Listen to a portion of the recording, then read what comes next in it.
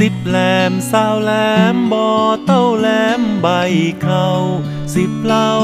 สาวเหล่าบ่อเต้าเหล่าเดือนเกียงสิบเสียงสาวเสียงบ่อเต้าเสียงแม่งวาง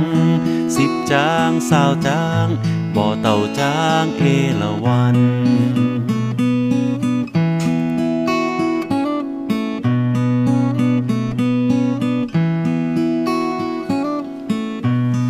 อายุ10 ปี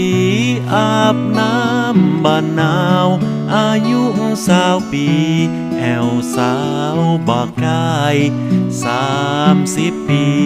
บ้านนายสงสารอายุ40 ปียะการเหมือนฟ้าผ่า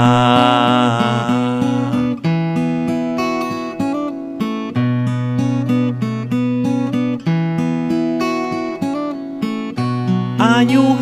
50 ปีสาวน้อยด่าบ่เจ็บใจ60 ปีไอเหมือนฟ้านโคก70 ปีบ่หกเต็มตัวอายุ80 ปีไข้หัวเหมือนให้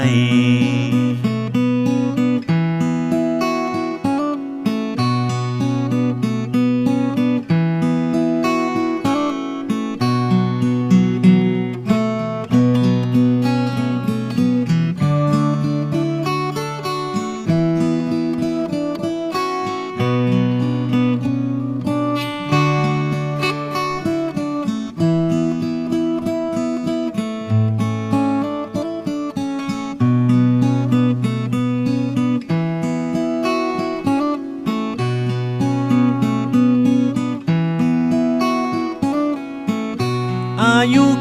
90 ปีใครก็ตายบ่ใครก็ตายจากเอาอันใดไปบ่ได้สักอย่างบ่สว่างบ่วางบ่หายมนเศร้าคนบ่าเก่าเล่าไว้มาเมอ